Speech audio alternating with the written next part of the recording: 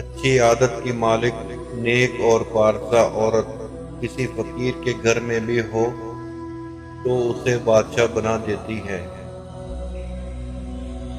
اگر انسان کی عقل درست ہوتی تو وہ اپنے راز کی باتیں ایسے لوگوں کو کبھی نہ بتاتا جو دوسروں کے راز اس پر ظاہر کرتے ہیں۔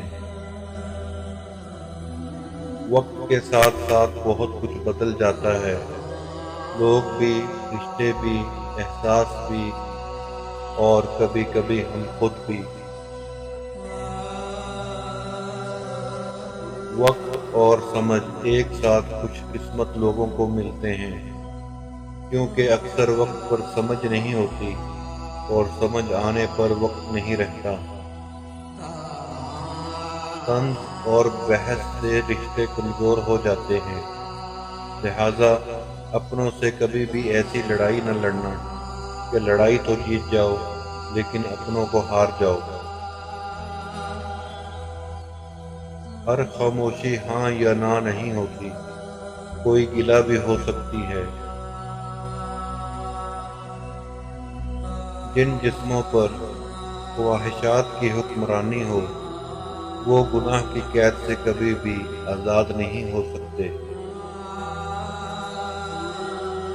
ماں باپ غلط نہیں ہوتے، ان سے اگر غلط فیصلے ہو بھی جائیں تب بھی ان کی نیت صاف ہوتی ہے، اور ماں باپ کی دعاؤں سے ہی تقدیر بدلتی ہے۔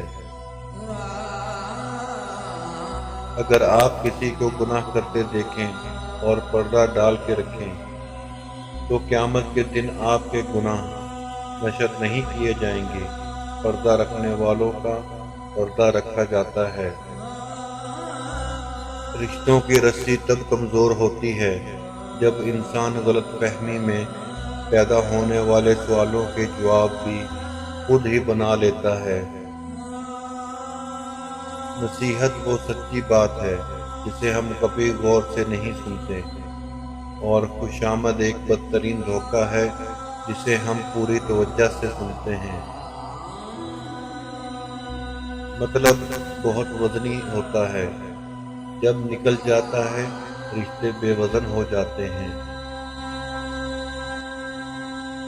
خوبصورتی کی تلاش میں ہم چاہے پوری دنیا کا چکر لگائیں، اگر وہ ہمارے اندر نہیں تو کہیں نہیں ملے گی۔